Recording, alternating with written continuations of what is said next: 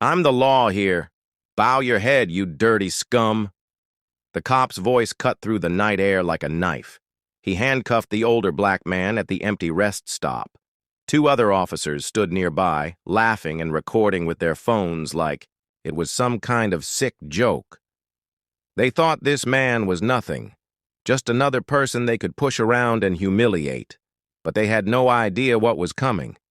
The man they were treating like garbage was Judge Robert Hayes, and the next morning, their faces would turn white when he walked into their courtroom. Let me show you how justice works when the tables turn. What state are you watching from? Have you ever seen police act like this? What would you do if this happened in your town? Keep watching because this story will change how you think about justice. It was past midnight at the Highway 9 rest stop.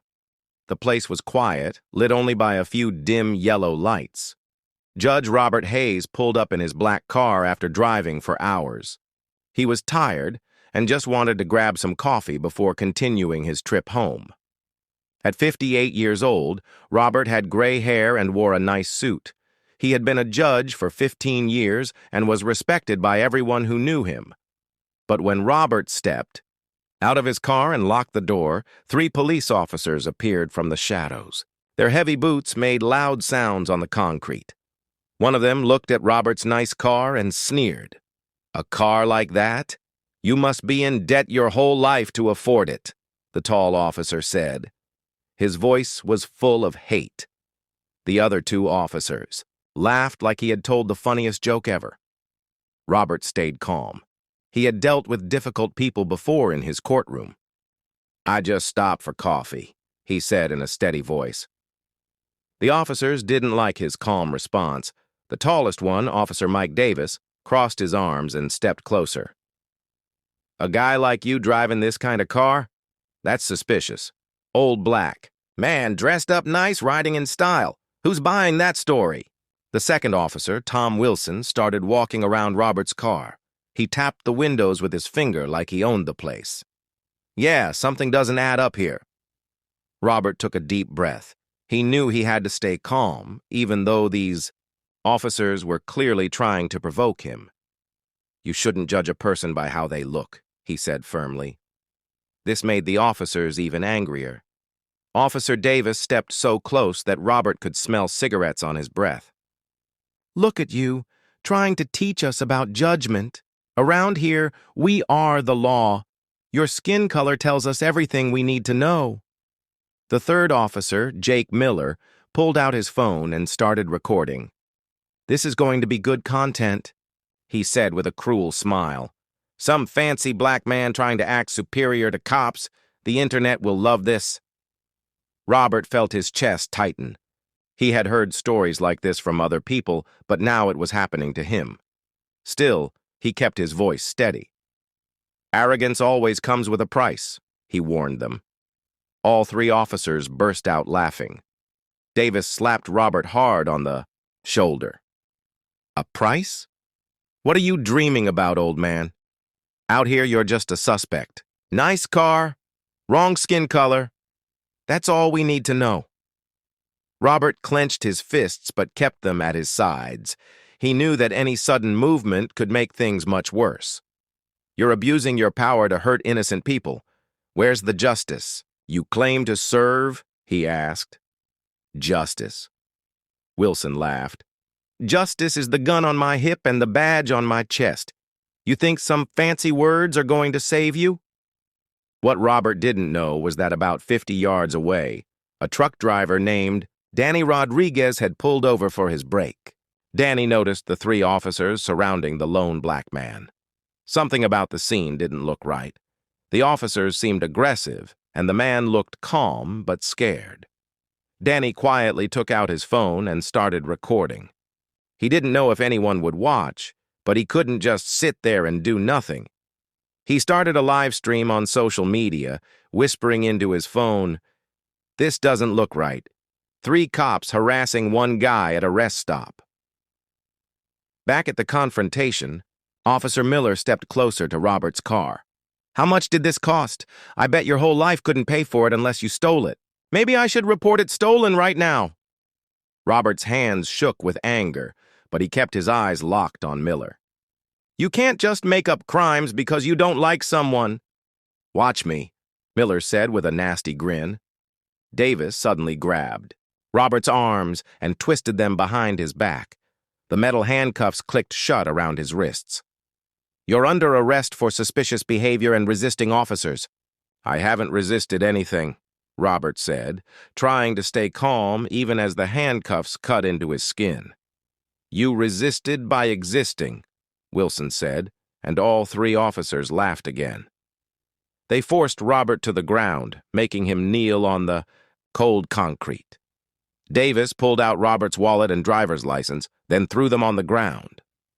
Pick them up, he ordered. Someone like you should be used to crawling around on the ground. With his hands cuffed behind his back, Robert had to lean forward awkwardly to try to pick up his scattered papers. Every time he almost got one, Wilson would kick it further away.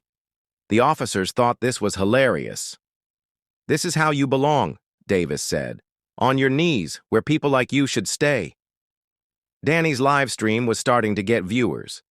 Comments were popping up fast. This is horrible, one person wrote. Someone needs to help that man, wrote another. These cops are out of control. Robert managed to gather most of his papers, blood from a cut on his lip dripping onto his driver's license. The officers had no idea that this license showed he was Judge Robert Hayes, the same judge who would be hearing their cases in court. Miller kicked Robert in the side, not hard enough to break bones, but enough to send him stumbling. Getting used to that position yet? Bent over like a dog, that's where you belong. Robert bit his tongue to keep from crying out. His body hurt, but his spirit was still strong. He looked up at the officers with eyes that showed no fear, only determination. Don't look at us like that, Davis snarled. I only need one excuse to leave you here permanently. No one would miss you. The other officers laughed and high-fived, each other like they had just won a game. Robert closed his eyes for a moment, then opened them again. His voice was quiet, but clear. Tomorrow, you'll understand what real justice looks like. The officers thought he was just talking nonsense. They had no idea that in less than 8 hours, they would be standing in front of this same man. Only, he would be wearing judge's robes and holding a gavel. Danny's live stream now had over 1,000 viewers, and the number was climbing fast. People were sharing the video, demanding action, calling for help. The truth was spreading faster than the officers could imagine. Officer Davis grabbed Robert roughly and shoved him against his car. The metal was cold against Robert's face as Davis pressed him down hard. Search him, Davis ordered Wilson. I bet we'll find something illegal. Wilson started going through Robert's pockets while Miller kept recording with his phone. This is perfect, Miller said, zooming in on Robert's face. Old black guy getting arrested. This will get so many views online. They found Robert's wallet, car keys, and some legal papers from court cases. Wilson threw everything on the ground and stomped on the papers with his boots. Look at all this fake stuff, he said. Probably stolen documents. Robert watched his important court papers getting destroyed under the officer's boots. These were real legal documents that he needed for cases he was working on. But the officers treated them like trash. Pick it all up, Davis ordered, pushing Robert toward the scattered papers. And do it right this time. With his hands still cuffed behind his back, Robert had to kneel down again. This time, Wilson held his phone close to Robert's face. Say cheese for the camera, Wilson laughed. Tomorrow everyone will see what happens when people like you try to act better than us. What Wilson didn't know was that Danny's live stream was exploding on social media. The viewer count had jumped to over 5,000 people, and angry comments were flooding in every second. Someone call 911 right now! This is sick. Those cops should be in jail. Does anyone know where this is happening? I'm sharing this everywhere, People need to see this. Danny was shaking as he held his phone, but he kept recording. He whispered updates to his viewers. The guy hasn't done anything wrong. They're just torturing him because of his skin color. This is happening at the Highway 9 rest stop.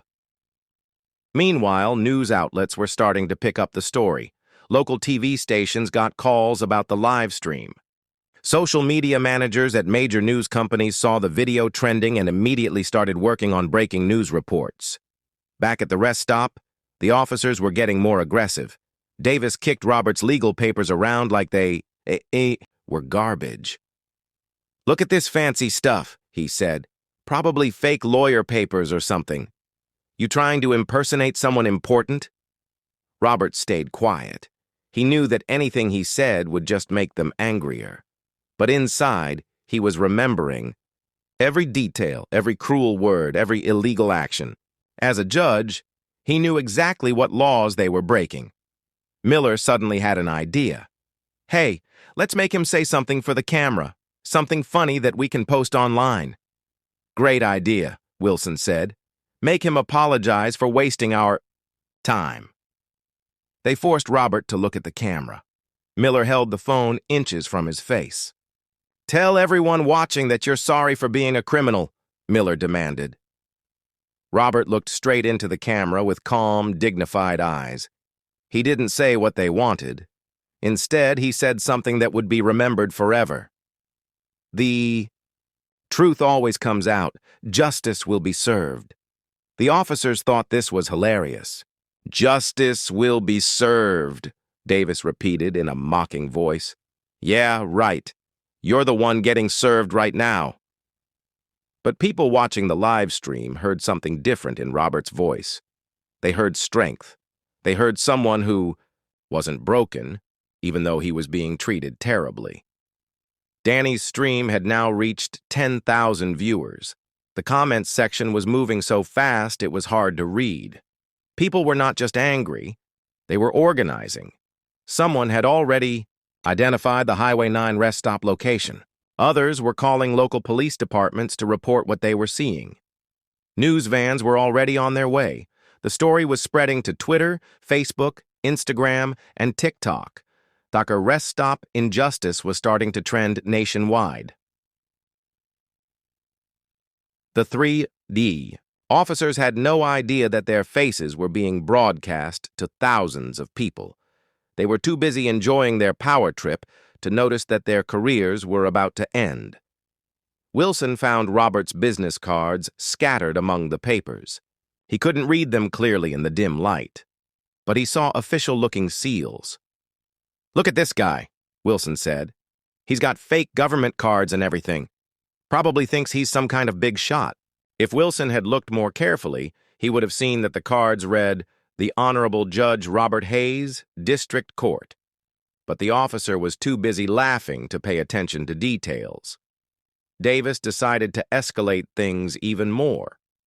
"You know what? Let's arrest him properly. Read him his fake rights." Miller started reciting a mock version of Miranda rights while recording, "You have the right to shut up. You have the right to stop pretending you're important. Anything you say will be used to make fun of you online." Robert closed his eyes and took deep breaths. He was thinking about all the people he had sentenced fairly in his courtroom. He thought about the oath he took as a judge to uphold justice. These officers had no idea they were destroying their own futures. The live stream viewer count hit 15,000. Major news networks were now scrambling to get their own cameras to the scene. Local civil rights leaders were making phone calls. Lawyers were taking notes. Danny's hands were cramping from holding the phone steady for so long, but he didn't stop recording. He could see that something historic was happening. In the comments, people were calling him a hero for not looking away. "Thank you for recording this. You're saving that man's life by streaming. Don't stop filming. The world needs to see this." Wilson grabbed Robert by the shirt and pulled him to his feet. "Time for your ride to jail," he said. "Hope you enjoy your new home." They started dragging Robert toward their police car, but Robert wasn't going quietly. He looked back at Danny's truck and seemed to nod slightly, as if he knew he was being recorded. "This won't be forgotten," Robert said clearly. "Every action has consequences." Davis shoved Robert into the back of the police car. "The only consequence is you going to jail where you belong," he said. As they drove away, Danny kept streaming until the tail lights disappeared.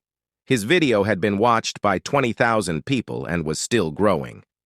Screenshots of the officers' faces were already being shared across social media. People were trying to identify them, find out their names, contact their police department.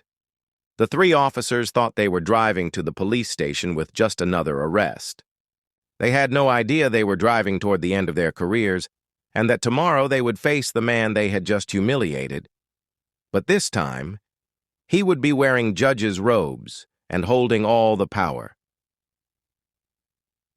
The viral video was about to change everything. Justice was coming, and it would arrive faster than anyone expected.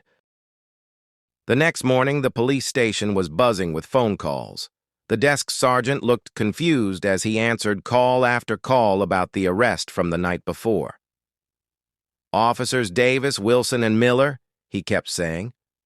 "Yes, they made an arrest last night. No, I can't give out details." What the sergeant didn't know was that those three officers were about to have the worst day of their careers. Davis, Wilson, and Miller walked into the station feeling proud of themselves. They had stayed up late editing their phone videos and posting them on social media. They thought they had created comedy gold. "Did you see how many likes my video got?" Miller bragged. 500 people loved watching that old guy get put in his place." "Mine got even more," Wilson said. "I titled it, 'Fake Rich Guy Gets Reality Check.' It's going viral." They had no idea that a different video, Danny's live stream, had been watched by over 100,000 people overnight. News channels were playing clips of it every hour.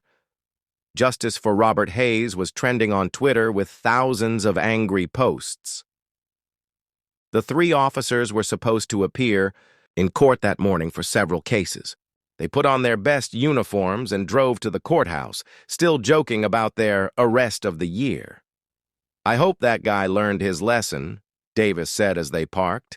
"Maybe next time he won't try to act so high and mighty around cops." "He probably spent the night crying in his cell," Wilson added. "Good. That's where people like him belong." They walked into the courthouse building past crowds of protesters who had gathered outside. The officers thought the protesters were there for some unrelated case. They had no idea the protests were about them. Inside the courthouse, the officers took their seats in the gallery. They were there as witnesses for several criminal cases that would be heard that day. Davis looked at his watch. "Court starts in 10 minutes. I wonder who the judge will be today." A court clerk walked by carrying a stack of files. Miller grabbed her arm. "Hey, who's the judge today?" he asked. The clerk looked at him strangely. "Judge Hayes, of course. Same as always. He's been the judge for this courtroom for years." The three officers shrugged. They had never paid attention to judges' names before. To them, judges were just people who rubber-stamped their arrests. At exactly 9 a.m., the bailiff stood up. "All rise. The Honorable Judge Robert Hayes presiding." Davis, Wilson, and Miller stood up with everyone else, still chatting quietly about their arrest from the night before. They weren't even looking toward the front of the courtroom. "Court is now in session," the bailiff announced. Then they heard footsteps. Slow, deliberate footsteps walking toward the judge's bench. Something about the sound made Davis look up. The man walking toward the bench was wearing black judge's robes.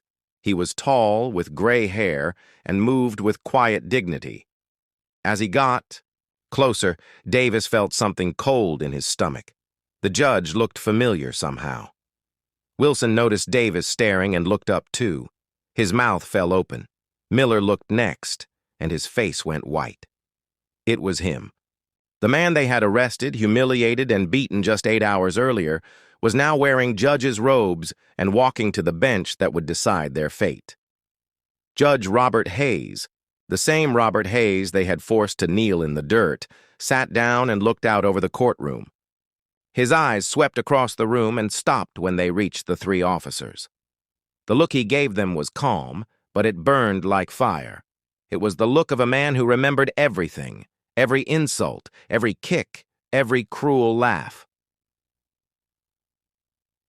Davis tried to sink lower in his seat.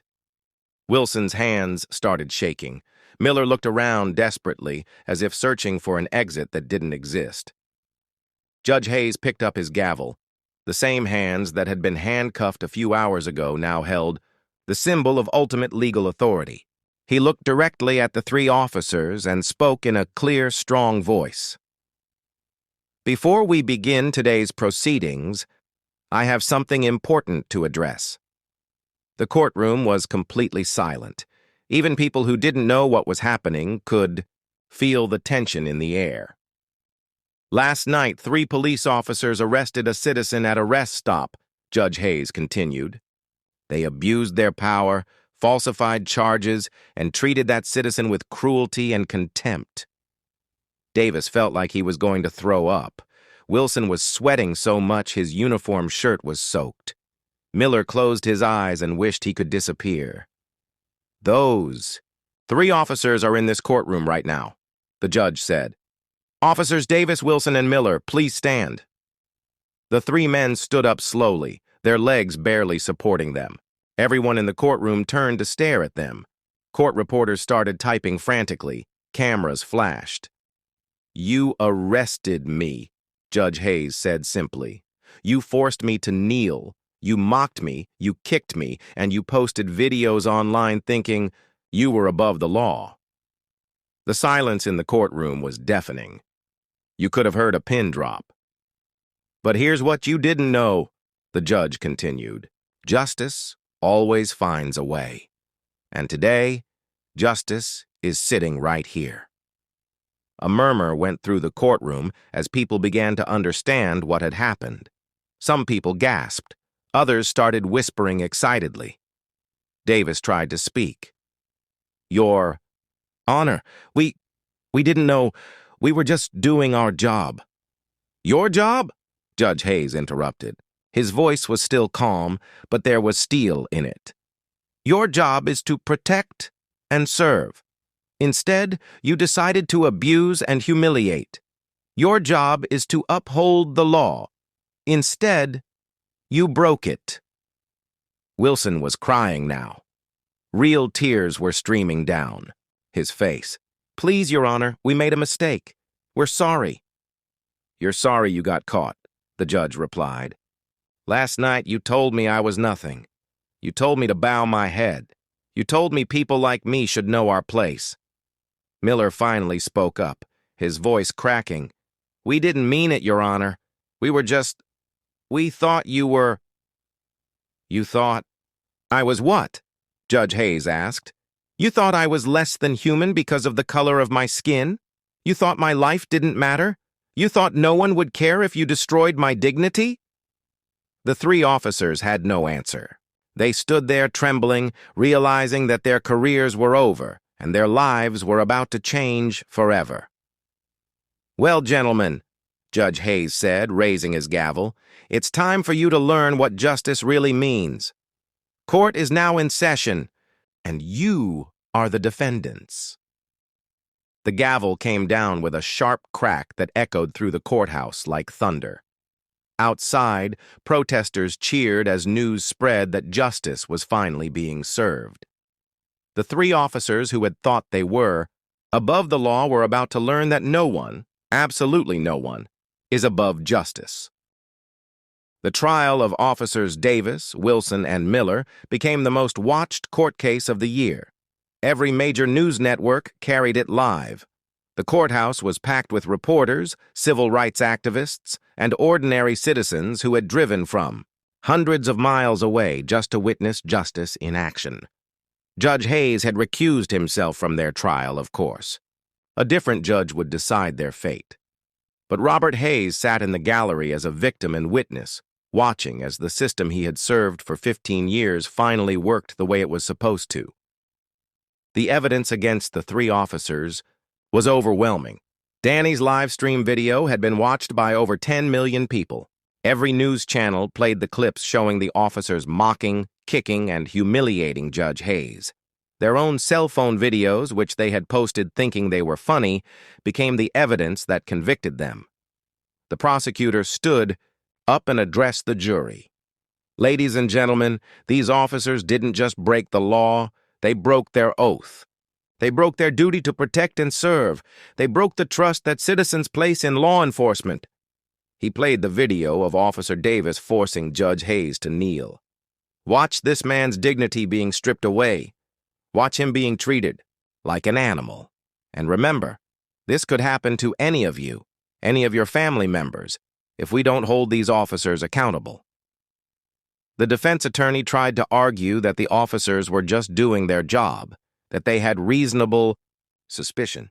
But when the jury saw the videos, when they heard the cruel laughter and racist comments, there was no defending what had happened.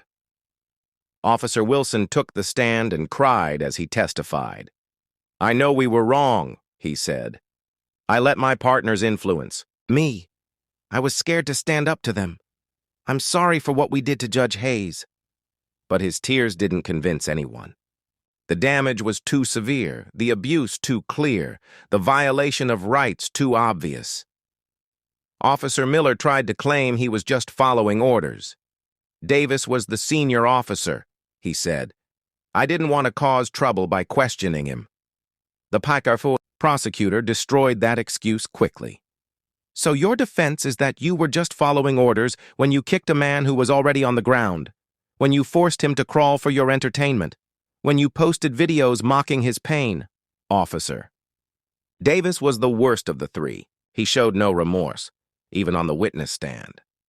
"That man was suspicious," he insisted. "Nice car, expensive clothes, attitude problem. We had every right to investigate." "Investigate what crime?" the prosecutor asked. "The crime of driving while black? The crime of wearing a nice suit while black? The crime of speaking respectfully while black?" Davis had no answer. The jury deliberated for less than 2 hours. When they returned, their verdict was unanimous. Guilty on all charges. Davis was sentenced to 5 years in prison for assault, false imprisonment, and civil rights violations. Wilson got 3 years. Miller got 2 years, mainly because he had cooperated during the investigation. But the criminal convictions were just the beginning. All 3 officers were fired immediately. They lost their pensions, their benefits, everything. The police union, which had initially tried to defend them, withdrew support once the videos went viral. Civil rights organizations filed a massive lawsuit against the police department. The city had to pay Judge Hayes $12 million in damages. The police chief was forced to resign. The entire department had to undergo sensitivity training and civilian oversight. But the biggest change was in how people viewed police accountability. The hashtag #Justice for Robert Hayes sparked a national conversation about police reform. Thousands of other victims came forward with their own stories of abuse. Body cameras became mandatory for all police officers in 12 states. Judge Hayes returned to his courtroom, but he was different now. He had always been fair, but now he had a deeper understanding of what it felt like to be powerless, to be at the mercy of people who abuse their authority. He started a foundation called Justice Has No Color that provided legal help to victims of police brutality. He traveled around the country speaking to law students, teaching them that the law must protect everyone equally. "I learned something important that night," he would tell audiences. "Justice isn't just about punishing the guilty. It's about protecting the innocent. It's about making sure that no one, no matter what they look like, no matter where they come from, has to face what I faced." Danny Rodriguez, the truck driver who recorded everything, became a hero to millions. He was invited to speak at rallies and conferences. He always said the same thing. I just did what anyone should do. When you see something wrong, you can't just look away. The three officers served their prison sentences, but their lives were destroyed. Davis lost his house, his marriage, his reputation. Wilson moved to another state and worked minimum-wage jobs, but people recognized him from the videos. Miller tried to start over, but no one would hire a former cop who had been convicted of civil rights violations. They had thought they were untouchable that night. They had thought they could humiliate an innocent man and face no consequences. They were wrong. The rest stop where it all happened became a symbol. A bronze plaque was installed there that reads, "Justice delayed is not justice denied. On this spot, truth prevailed over power." People still stop there, especially late at night. They take pictures next to the plaque. They remember what happened there, and they remember that one man's courage to record the truth changed everything. Judge Hayes eventually retired from the bench, but he never stopped fighting for justice. He wrote a book called Kneeling in Chains, Standing in Robes that became a bestseller. The profits went to his foundation. That night broke something in me, he wrote in the final chapter, but it also built something stronger. It built a determination that no one should ever have to go through what I went through, and if they do, they should know that justice is still possible. The story became required reading in police academies across the country. It was taught in law schools, in ethics classes, in civil rights seminars. It became a reminder that power without accountability is just another form of tyranny. Years later, when people asked Judge Hayes if he forgave the officers who abused him, he would pause and think carefully before answering. "I forgive them, as human beings who made terrible choices," he would say. "But I will never forget what they did. And I will never stop fighting to make sure it doesn't happen to anyone else." The night that started with 3 officers thinking they could humiliate a helpless man ended with the entire country learning that justice, when it finally arrives, is more powerful than any badge, any uniform, or any abuse of power. Justice has no color. Justice has no favorites. Justice may be slow, but it is certain. And sometimes, just sometimes, justice wears the robes of the very person you tried to destroy. That's the story of how 3 corrupt cops learned that no one, absolutely no one, is above the law. What would you have done if you were Danny watching from your truck? Would you have been brave enough to record? Would you have spoken up? The choice is always ours. We can look away, or we can shine a light on injustice wherever we find it. Thank you for watching. Make sure to subscribe for more stories that matter. Stories that remind us that even in the darkest moments, justice can still find a way to shine through.